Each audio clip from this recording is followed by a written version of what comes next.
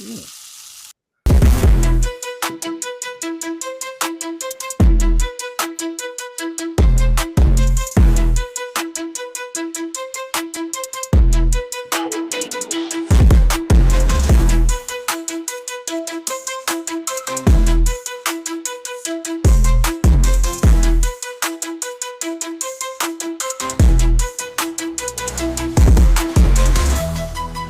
morning, good afternoon, good evening. My name is Jason Williams, and I'm with my tag team partner, Blake Castetter, and we are the Sunday Fun Day guys.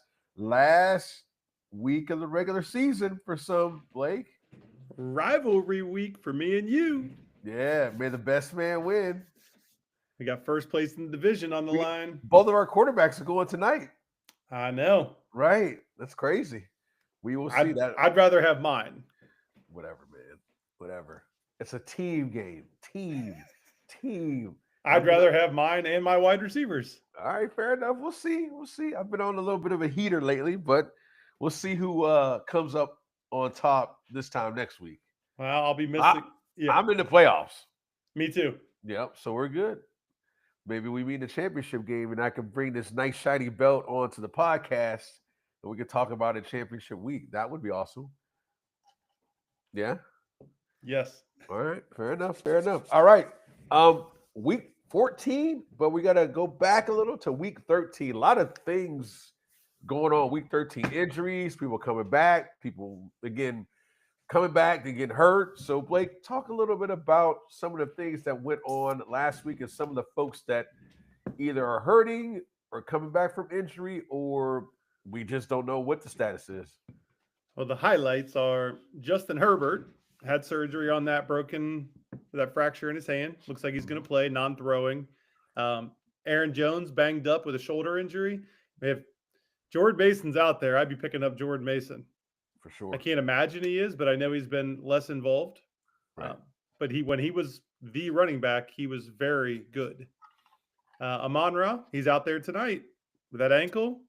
Mm-hmm. Already had one catch as we're recording. Yep. Chuba appears to be the hot hand in Carolina. Mr. Uncle Rico. Yeah, that's wild. It is wild. You have Marvin Harrison Jr. on the injury report again with the heel injury. So re-enter Michael Wilson. Kyron with an ankle. Blake Corum. Yeah. He's probably on your waiver wire. He is probably on your waiver wire for sure. He's somebody you need to pick up heading into playoffs, as we talked about last week with handcuffing your stud at this point in the season. He needs to be handcuffed. Adam Thielen, released by his request and signed by the Steelers. What do you think of that? Desperate times call for desperate measures. They are desperate in Pittsburgh. They know their offense is terrible. Again, I'm not going to beat a dead horse, but you saw this one coming. I saw the result of the deal. So Steelers got DK, and he's been awful. Right. He hasn't done jack. Right. And Seattle used that second-round pick and got a DB, and he leads the NFL in quarterback pressures from the DB position. I'd say that's a win for the Seahawks. And considering the Steelers can't stop anybody or couldn't stop anybody in the passing game for the longest time, that might have been a valuable asset. Pick. Yeah. Mm-hmm. And not only the fact that they're paying DK a heck of a lot of money, and Seattle's got this kid on a rookie deal. That alone is a win. Mm-hmm. Yeah. And then Mike Evans returned. His practice window opened up. Yeah. Good for Mike. We need Mike Evans back, man. He's been a stud. He's not going to get that 1,000 yards like he normally does. Yeah, it does. It does. Because he's been – I mean, he is definitely going to get in the Hall of Fame. It's just a matter of when. And he's I don't know if he'll be first ballot. He might be. I don't know. I think receivers are – you got to be like all world to be first ballot Hall of Famer as a receiver. I mean, there's slim pickings in that. Now, I think eventually he will get in, but I see him, maybe third, fourth try eventually getting. The stats don't lie. Like, at some point, people are going to look at the stats and be like, yeah, he was really, really good. Was he great? That's debatable, but he was really, really good and consistent. And that gets you in the hall. Mm-hmm. Yeah. Yep. All right. Well, let's get into our starts and sits for this upcoming week. Week 14, as I mentioned, most of you are playing in the last regular season game of the year, so there's a lot on the line. So definitely going to want to stay tuned to hear some of our starts and sits. There's some interesting folks out there that we're starting to sit, and I'll go first. And I'm pretty excited about this one. Obviously, near and dear to my heart. This one was easy. It's Joe Burrow. Blake, number 6 in ESPN's rankings at QB this week.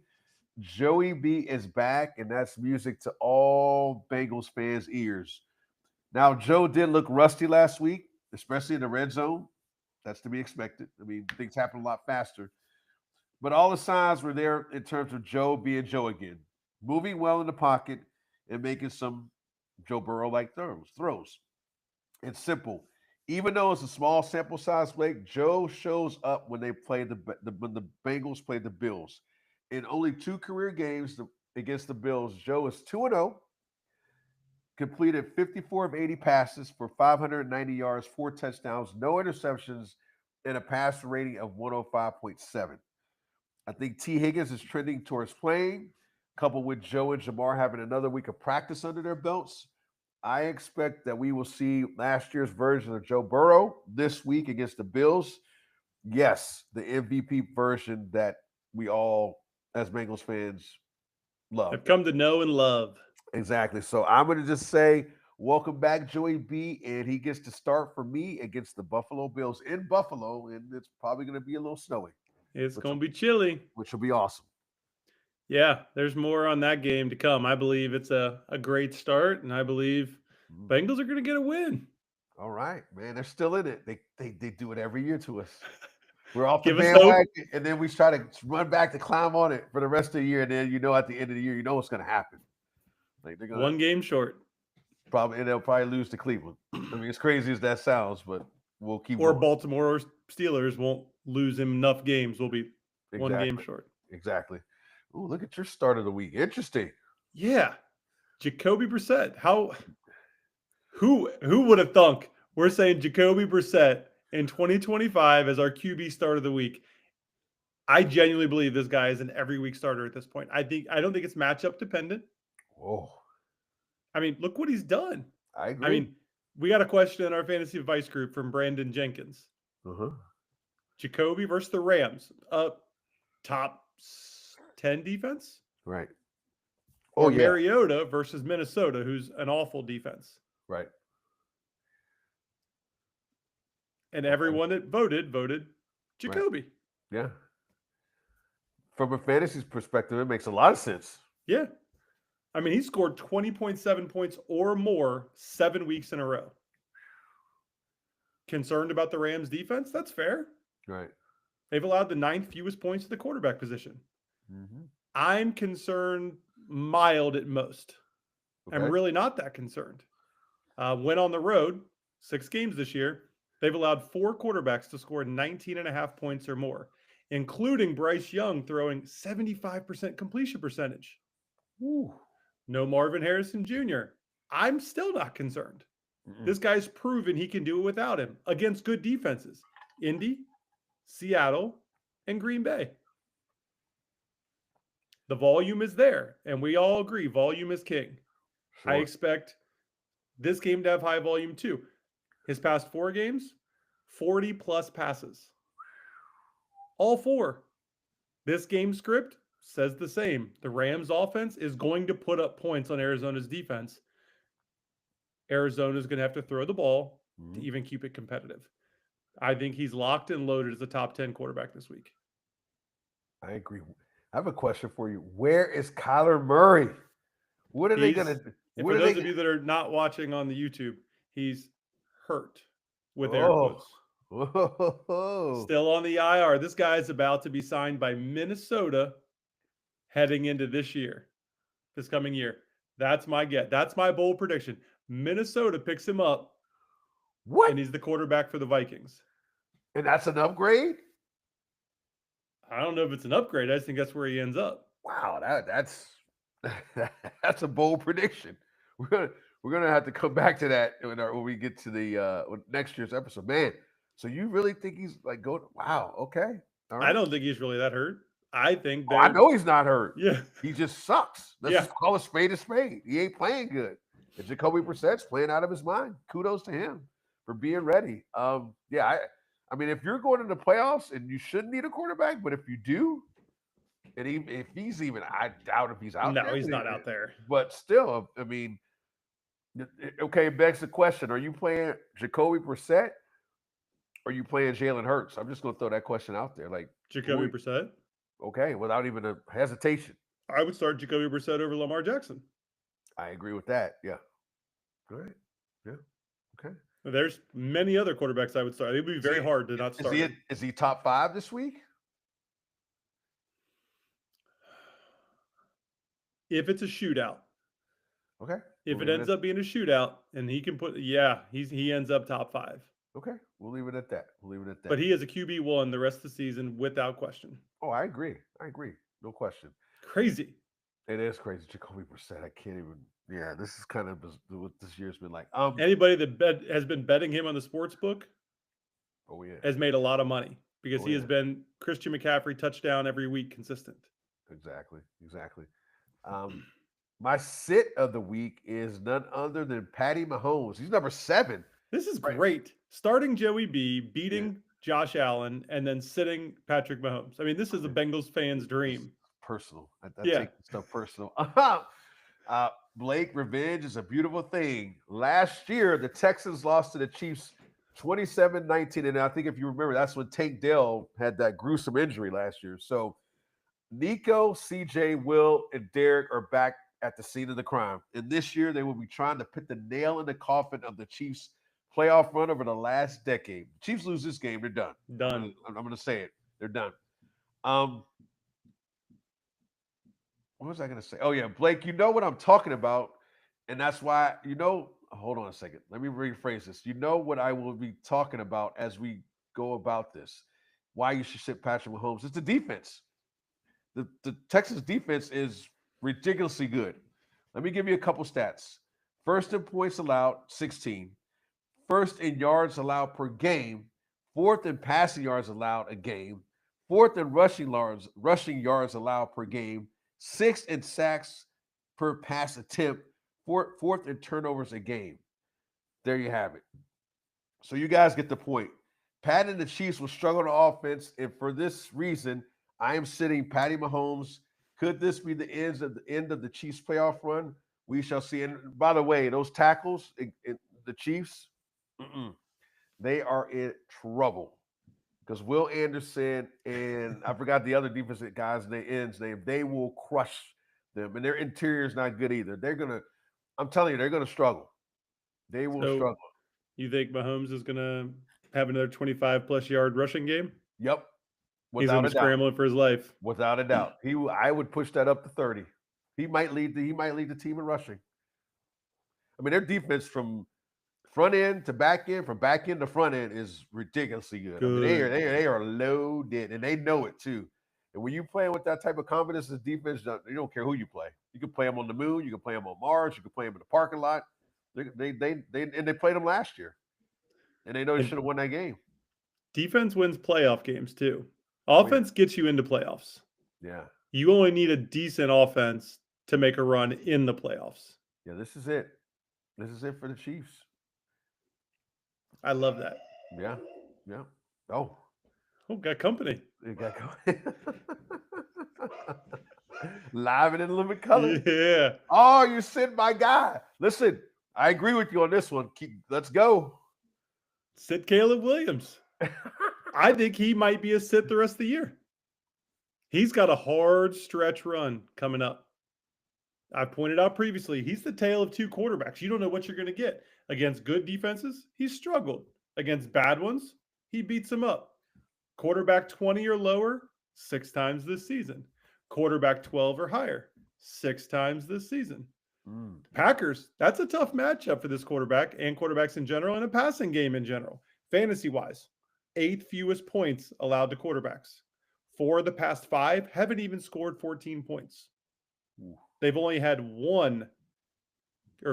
QB1 performances 3 times this season. So a top 12 performance 3 times so far this year.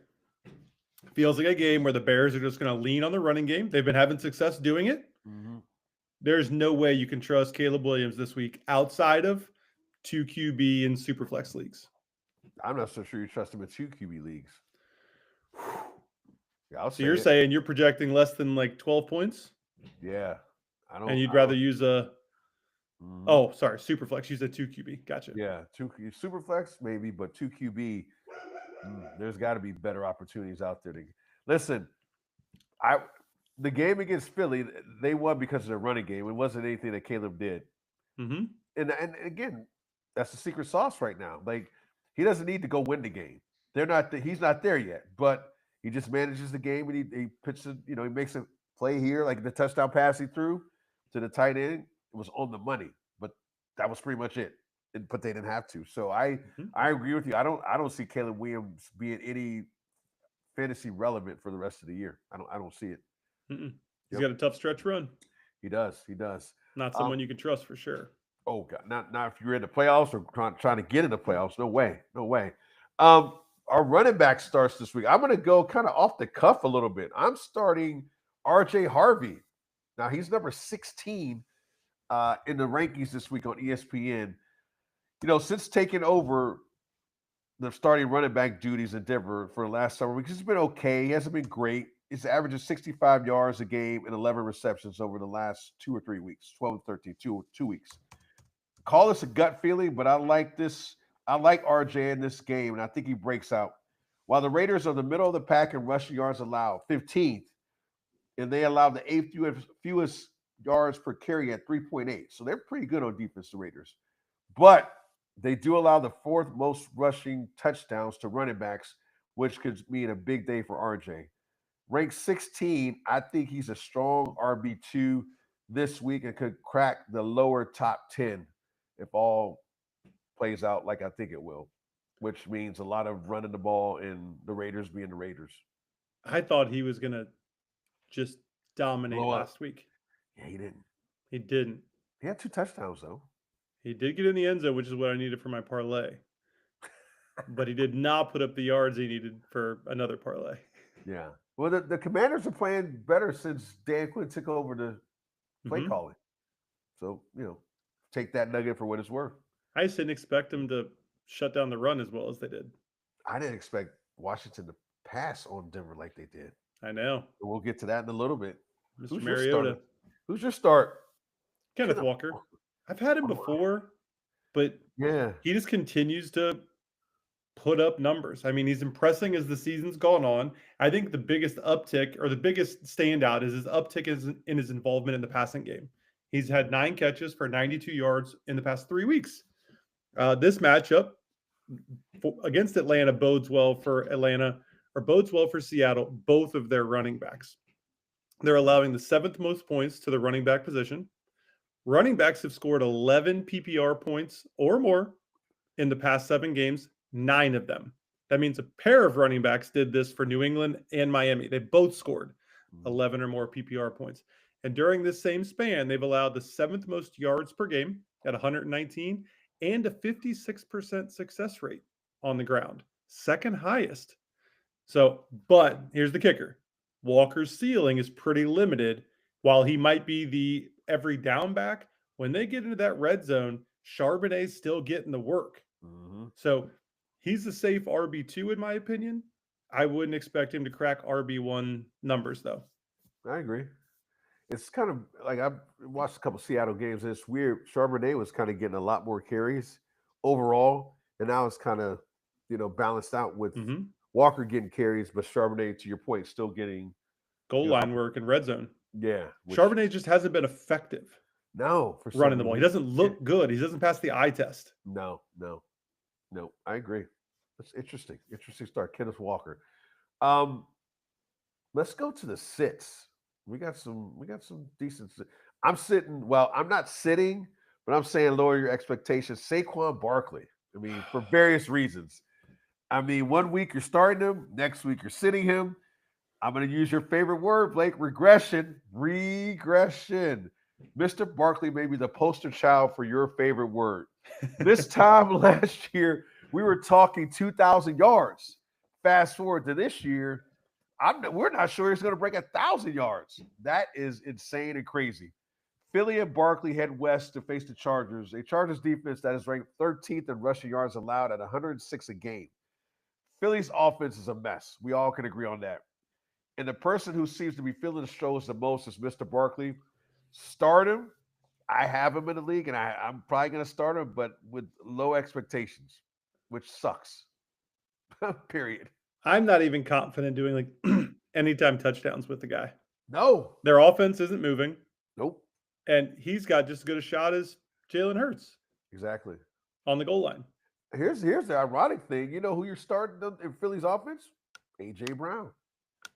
As crazy Past 2 weeks, he's had great weeks. As crazy as that sounds, you're hitching your wagon to A.J. Brown. And a month ago, he was not a wagon. He was almost droppable. Yeah, he was almost droppable. But yeah, I am lowering my expectations with Saquon, ranked 14th in terms of running backs this week. I mean, for him, if you would have told me that at the beginning of the year, I mean, I get the regression to your point, but 14th best. He had a lot of touches last year, Yeah. and I told you it's like clockwork.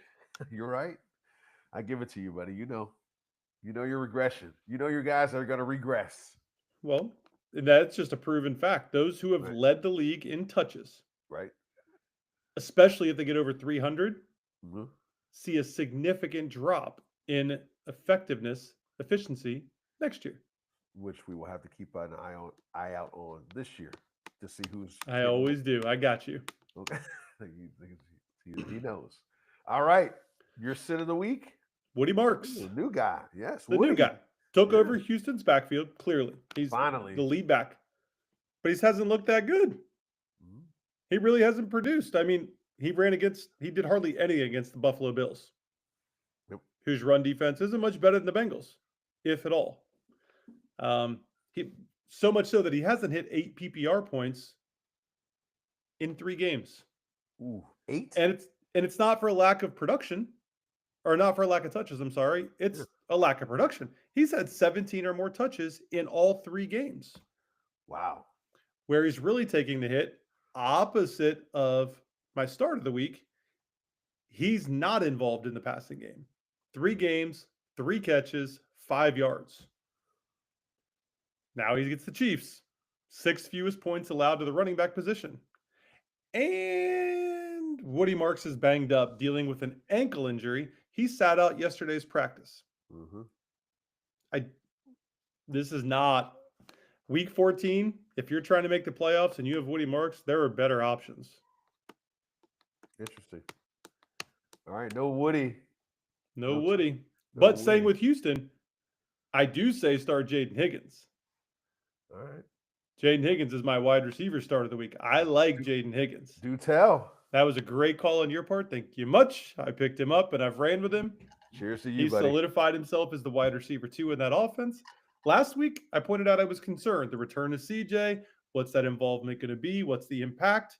No difference. 11.5 PPR points, 4 out of his last 6 games. Over his last 4, 7 targets or more in 3 of them. 18 catches, 200 yards on the dot, and 2 touchdowns. 19% target share overall. Just like Woody, he's got the Chiefs. Good defense, but they're not stout against the pass. Over the past 3 weeks, 5 receivers have scored 12 PPR points or more. They also too high at the second highest rate in the NFL during that time frame. So the past 3 weeks, they've ran too high at the second highest rate. Against too high, Jaden Higgins has a 30% target per route run rate, averaging 2.28 yards per route run and a 22.4% first read share. That's important to note. Mm-hmm. They've also allowed the 5th most PPR points per target to the outside wide receivers since week 9. I think this offense is going to start getting humming on the passing game, especially this week. They're going to have to against Houston because Woody Marks is not going to have success on the ground. Yeah, I think CJ having another game under his belt, coming back from that concussion. Jade Higgins, Nico Collins, tight ends. I mean, he's got some weapons. It's just a matter of getting the ball. And I think we talked about like how would that offensive line be, and it seems to be holding up pretty good so far. Mhm. So if that's the case, then you know that offense will complement that. I mean, they don't need many points. They scored 21 points. They're winning. Oh yeah. I mean, there's no question. So I like Jane Higgins. I like him a lot. I think it seems like a lot of the folks we've talked about in the second half of the season, these rookies, have finally like got it. McMillan, Mhm. Higgins.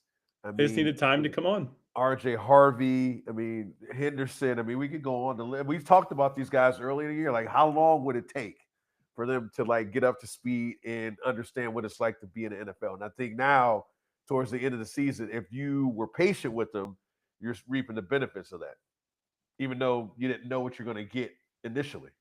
That's And a you may long time to leave him on the bench too. It is. It is. You got to hold your water. I think it's so funny because typically that stuff starts to happen in like October, but a lot of this stuff didn't start taking place literally over just the last month in November. Mhm. So you really, really had to hold your water. And that's tough to do if you're, especially if you're not winning. Like if you're winning, you're storing him on your bench. You're like, okay, well, whenever he's ready, he's ready. But if you're losing, man, you're trying to cut bait, Mhm. figure it out. So, but no, I like Jade Higgins a lot. I think he will give Houston that number two receiver, that Tank Dell that they were when they had That him, they they were were humming. missing. They were humming. Oh, They were humming. They yeah. were, they were humming. So I like that pick a lot. Nice, nice, nice pick. My start of the week is Blake's boy. I'm all about you today, Blake. Scary Terry. He's back, but the number 24th ranked receiver this week in ESPN's rankings. I mean, Only took 1 week. Now he's back into that yeah, top tier. yeah. Your favorite wideout. Last week against the vaunted Broncos, D. Scary Terry showed up. 7 receptions on 14 targets from Marcus Mariota. Marcus Mariota for 96 yards and a touchdown. And again, this was the Denver Broncos defense and Marcus Mariota, not Jaden Daniels. This week, Terry gets Minnesota, who's actually really good against the pass, fifth in passing yards a game at 174. But if he did what he did against Denver, that means all bets are off on anybody else. Like I expect Terry McLaurin, as long as he's healthy, to continue to put up numbers. And if you kept him and you had him, you are now you're Welcome back. welcome back. He is good. He may get some people into a playoff or a championship. He's one of those Mhm. guys that you get late in the year who's been hurt or you pick up and all of a sudden he takes off. Next thing you know, you're riding him to potentially a championship. So We I'm call those all guys league winners. there you go. There you go. So I'm Now, all in on unfortunately, most people drafted him at 3rd or 4th round, and he didn't do shit all year. right. So you had to take that hit. But again, if you were patient with him and if you went through the waiver wire and got guys that could supplement him a little bit till he came back, then but that's the caveat about fantasy. It's like it's not about who you draft, it's about who you get to supplement the people you draft in case they get hurt. That's the name of the game. I mean, that's what it's all about. Anybody can draft a team. But how are you scouring the waiver wire? Who are you picking up? Are you picking up a late? Like, are you picking up a guy that 2 weeks ago we never heard of, and now boom, he blows up? But I digress. Scary Terry definitely a start for me against the Minnesota Vikings, especially if Jane Daniels. I mean, it sounds like he may play, Mhm. which that was not the thing I even wrote down because I did not think he was ready to play. So excited for your boy to be back. Yep. There you go.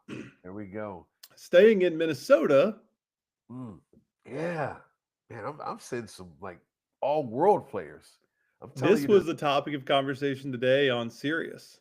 Oh, it was. They Do should have you called. start Justin Jefferson or John Mechie? What? Mhm. Wow, I wouldn't go that. I wouldn't go that far. Whew. They said it's you're conscious. You will be happy if you start Justin Jefferson, even if he duds and Mechie goes off because you went with the better player.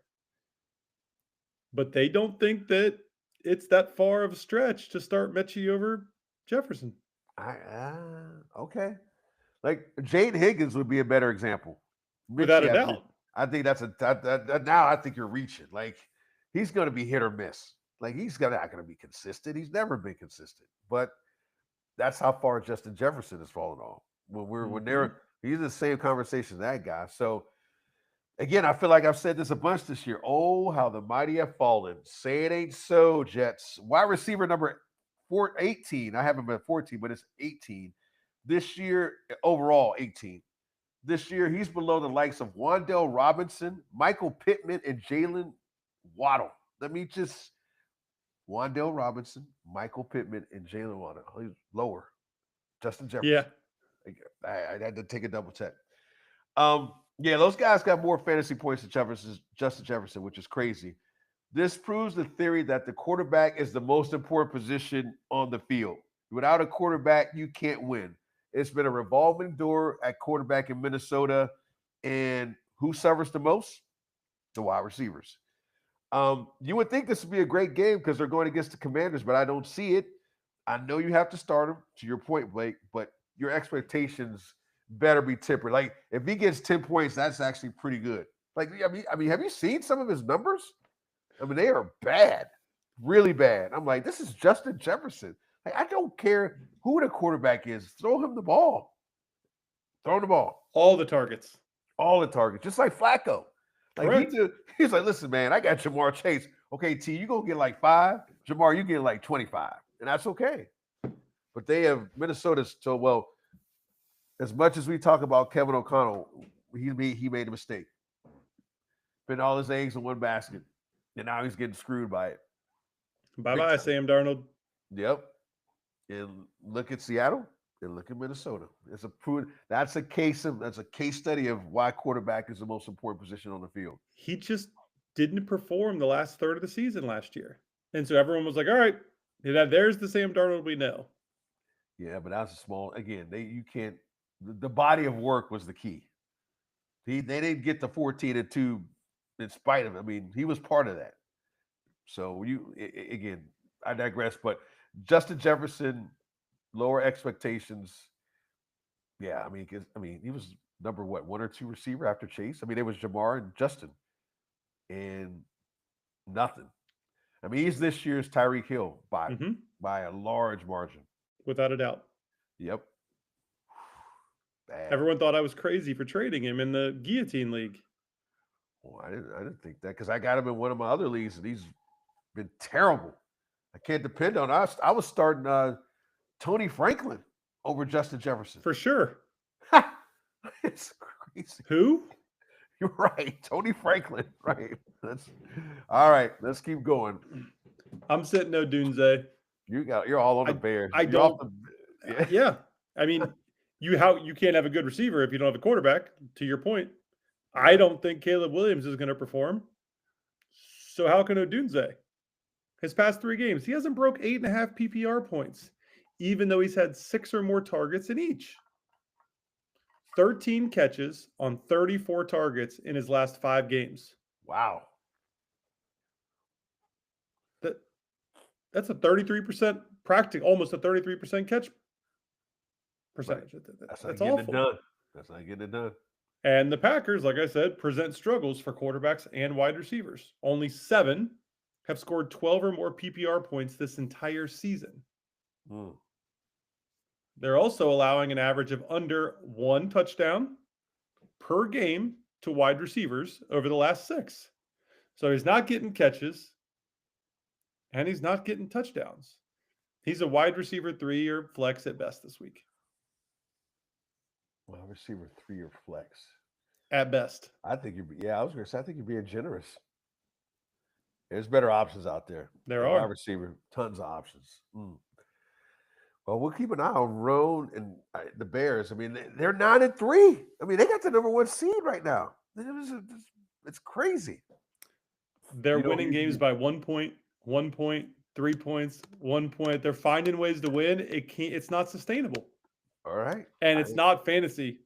Oh, that's no. Real life. They're not helping fantasy football. No. There's nobody on that team. Maybe their kicker, but maybe they're only consistent. Cairo Santos, yeah. But that offense. I mean, and the running backs, you got to give them their due.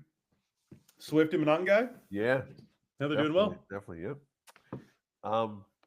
Tight end. I did some digging on this one. I like it because I was going to go this one, then I saw you had it. Oh, great minds think alike. So my tight end start of the week is none other than Brenton Strange. He's number 14 ranked tight end on ESPN's rankings. Like I said, I went pretty deep on this one in terms of tight ends, 14th. But yeah, he's my start of the week. Since coming off of IR a few weeks ago, he's been the favorite target of Trevor Lawrence. His target share is right around 14.8 since his return, and he's averaging 5.6 targets a game. Parker Washington's hurt, and I don't think he's playing this week. You have to check the status of him. But if he's out this week against Indy, who's been known to give up points to tight ends, I think Mr. Strange has a heck of a game. Like, I'm starting him in the Guillotine League we're in over Dalton Kincaid. That's where I'm at right now. Against Cincinnati? Yeah. Okay. I know, right? That's a gamble. I had looked at that one too. The questionable tag scared me away from him being my start of the week. Yeah, I get it. But I'm thinking he's gonna. I think he's gonna do some things, especially if Parker Washington's hurt, because that's just another way. I mean, Jacoby Myers. I feel like he's the guy. He is the guy now. He is the guy. So, Brian Thomas Jr. He's another guy. He's almost droppable. AWOL, like absolutely AWOL. You don't know what. I mean, it is crazy how much he has fallen off. He might be Tyreek Hill of 2025. It pained me to take him in our league, but he was by far the next man up, like the best available. I mean, in the beginning of the season, yeah. I mean, anybody would have took him. But I've considered dropping him multiple times. Yeah, for like another tight end, like Zach Ertz. Well, he's outperforming him. Yeah. Somebody else agrees with that. Yeah, Joey does. I'm going back to the well with my start of the week at Juwan Johnson. Remember early in the year, I was all on Juwan. Ooh, it was a bromance, was a brewing. It was. And then he just kind of... Right. Then he picked back up. So he's back. So he had a down week last week, and it wasn't like I expected him to have a good week. And he kind of had a down week against Miami. I think he's going to have a solid week against Tampa Bay this week. His down game wasn't for a lack of involvement. He had 9 targets. It only resulted in 34 yards. He does have the second highest active streak of scoring 8.5 PPR points or more with 6 games in a row. Oh. The only person ahead of him is Trey McBride with like 14 games. That's some high company. Maybe more. Might have been 16, 18. I don't know. But a lot. During his time with Tyler, he scored at least 10.5 PPR points in 3 of 4 games. The last time he played Tampa Bay, he went 5 for 53 on 8 targets. Tampa Bay has not been great against the tight end position of late. Colby Parkinson and Trey McBride each scored 14 or more PPR points the past 2 weeks. So I think you can confidently say Juwan Johnson is the number 2 target behind Chris Olave and is a safe start the remainder of the season. Oh, yeah, because they lost Rashid to Seattle. They traded him. Correct. In the end, at that point, it becomes more targets for Juwan. Which totally makes sense. I wonder since Shaheed left, what that target shares look like. That'd be interesting nugget. But yeah, he's definitely Tyler Scholl's like one of his go-to guys. Yep. Agreed. And like I said earlier, he's not looking bad. I mean, he's playing well, but he's throwing the rock around like 35, 40 times a game. So there's lots of targets to go around, lots of opportunity. Oh, yeah. Yeah, he's not afraid to throw the ball. That's, who's the head coach. It's the, what's his name? Kellen Moore. Kellen Moore. And we know what he likes to do. There's no secret about that. My sit of the week is Oronde Gadsden II. Also known as Junior. That is true. The last 4 games, he's averaging 3.5 catches and 40 receiving yards. Not great numbers for a tight end who early on this year, he was like hot, molten lava hot. The Raiders, as I've mentioned before, are good at stopping the tight end, only allowing non-fantasy points to tight ends, which is, again, some of these stats boggle my mind. But since week 6, his target share has dropped from 21% to 16 to 17% in that time span. I think his run is over. If you have better tight end options, play them, i.e. Mr. Strange. There you go. Short and sweet on him. I think he was hot. I think Juwan Johnson was hot, but now I think he cooled off. Now I think he comes back, and he becomes an interesting play if you're going into the playoffs. I mean, he's the guy, like, if you, because it would have been easy. Tight ends are easy to cut because you're like, I'm not seeing the production. I'm done. I'm off the wagon. So if you got Juwan Johnson and you get Mr. Strange and Gatson, he's just not doing it for me anymore. I think some of the other guys are starting to come on, and now with Omarion Hampton coming back, what does that do for catches out of the backfield? So it'll be interesting to see if he continues to tail off. But I am not starting him. I would probably cut him. Darren Waller's back too, and again, we saw what he did. So at this tight end position this year, last year it was more like they were all not good. This year it's been like some have been hot, some have been cold. Hot, cold, hot, cold, hot, cold. And now when you get to the playoffs, you better play the hot guy or guys. Yeah. I grabbed Zach Ertz after that game last week. Hot. And I dropped Colby Parkinson.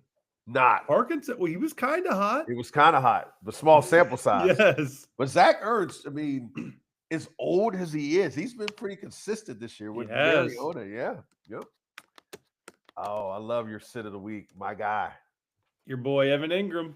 This against Las Vegas. I mean, as you sit here and say, oh, going against Las Vegas sounds good. Not so much. Don't chase the points with Evan Ingram. He had a great week last week against Washington. Awesome. But that was his first game exceeding 8 PPR points since week 7. He hasn't broke 8 points since week 7, but one time. Last time he faced the Raiders, who allow, by the way, the 3rd fewest points to the tight end position. Right. 2 catches for 12 yards. Don't chase the points, brother. Leave him alone. Don't start him. You can drop it. He hasn't done anything. Why would you even have him at this point? No. Yeah, I agree. I thought it was a good pickup for Denver, but I just wanted to see how they would use him, and they're definitely wide receiver dependent, heavy. They got 4 solid wide receivers. I mean, so that means Mims, Franklin, Sutton, and Bryant. Yeah. Pat Bryant. Yep. So that means less touches for Mr. Ingram. So he is out. We get to Survivor, man. I tell you what, we just got one loss. I know. But in Survivor doesn't matter. Like that one loss is all it takes. That's all it takes. But hopefully the folks out there have had a balance of ours and don't have any losses. Exactly. Hopefully they listen to us for most of the weeks and not the weeks that we lost. Anyway, give us your safe and caution picks this week, buddy. Well, so far in the year, 11-1. This week, Tampa Bay over New Orleans. Ooh, that's an interesting one. That division matchup. I know, but you don't have slim pickings. You're right. There are not many options when we get to the end of the season. Right. Yeah. And the Bucs do have a 72% win probability. And they are by far the most popular pick with a 59% projection. Oh. So if this were a loss, half of the remaining pool is projected to be out. Right. They're favored by 8.5 at home in a must-win divisional game. They're getting healthier. New Orleans defense really isn't that bad. They haven't been great against the pass of late. I just don't think their offense is going to be able to keep up. I agree. I think that's a safe pick. You're going to love my caution. I do love it. Buffalo over Cincinnati.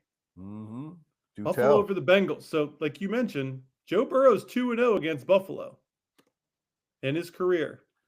Buffalo's favored by 5.5, and they're hosting Cincinnati. This is a matchup that hasn't gone in the Bills' favor for a few years now, even at home, even in wintering conditions, even in national TV, even in playoffs, you name it. Playoffs? We were going to beat their ass when Hamlin went down. No question about that. That was going to be brutal for them. A butt whooping was coming. Yes. Bengals have Burrow back. Bills haven't looked that great on either side of the ball. I mean, you don't know what you're going to get with them either week. They have a 70% win probability and are number 6 in pick popularity. Stay away. Trust me. A Burrow-led offense that gets hot can beat anybody. Exactly. They can outscore anybody. We've seen it. Yes. Firsthand. Yep. I like it. Stay away from that pick. I don't care who you got left. Find somebody else. That is dangerous. You are messing with fire. Dangerous. Speaking of messing with fire, I think my same pick is maybe messing with fire. Right? So I know we keep saying this, but the Titans are going to surprise the team. Let's just hope it's not this week against the Cleveland Browns. 11-2. Yep. This guy. I'm picking the Cleveland Browns to win. Yes, folks. With little to no future value, Cleveland, it's time for you to stand up. Browns fans. Defense. Myles Garrett and that D, speaking of defense, with Kyle Pitts for Cam Ward, who has been sacked the league-leading 48 times. Myles Garrett has 19 sacks. The record is 22.5 by Michael Strahan and TJ Watt. I think Myles Garrett gets 4 to 5 sacks and breaks the record on Sunday. Bold prediction. I'm rolling with the Browns. I think they do it. I think they're going to be hyped up. The game's in Cleveland. Is it in, I don't know, is it Tennessee or Cleveland? I don't even know. I just think Tennessee is struggling, and I don't think they're going to, it's in Cleveland. Yep, 1 o'clock. It's going to be cold. Ooh, that lake. And Tennessee's defense cannot stop the run. Quinshon Jenkins, big game. So, yeah, I'm going Cleveland over the Titans. The win probability is 65% in Cleveland's favor by 4.5. So, not a crazy pick, but I do have some caution about it. But I'm rolling with the Browns. They can be hit or miss. I'm hoping they're hit. Shedeur Sanders gets his second win. Yeah. So, my caution pick is Miami over the Jets with a win probability of 57%. Know what the game time temperature is going to be in New York Sunday, Blake? I looked at it early. I'm a weatherman now. God bless you. I'm a weatherman now. So what is it? 42 degrees. And let me give you a stat on the Dolphins in 40 or whatever type of degree weather. They're not good.